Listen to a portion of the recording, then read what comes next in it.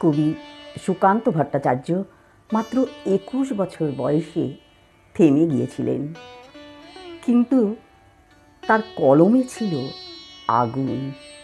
ছোট বলে কাউকে তুচ্ছ করতে নেই।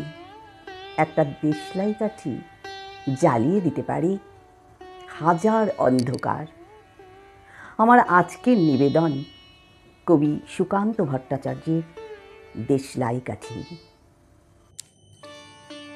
কবি সুকান্ত ভট্টাচার্য, কবিতা দেশলাই কাঠি।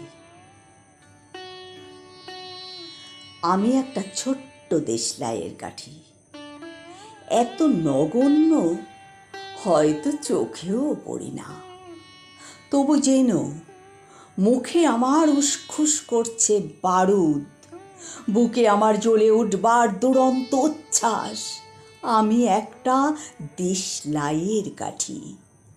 মনে আছে সেদিন হুলস্থুল বেঁধেছিল, ঘরের কোণে জ্বলে উঠেছিল আগুন, আমাকে অবজ্ঞা ভরে না নিভিয়ে ছুঁড়ে ফেলায়। কত ঘরকে দিয়েছি পুড়িয়ে, কত প্রাসাদকে করেছি ধূলিসাৎ। আমি একাই ছোট্ট একটা দেশলাই কাঠি।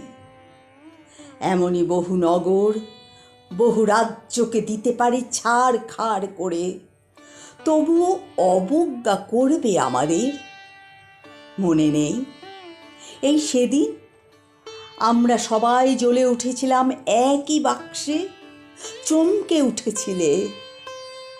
আমরা শুনেছিলাম তোমাদের বিবর্ণ মুখের আর্তনাদ। আমাদের কি অসীম শক্তি, তা তো অনুভব করেছ বারংবার, তবু কেন বোঝো না? আমরা বন্দি থাকবো না তোমাদের পকেটে পকেটে।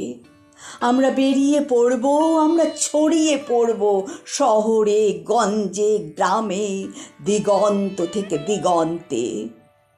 আমরা বারবার জ্বলি নিতান্ত অবহেলায়, তা তো তোমরা জানোই। কিন্তু তোমরা তো জানো না কবে আমরা জ্বলে উঠব সবাই শেষবারের মতো।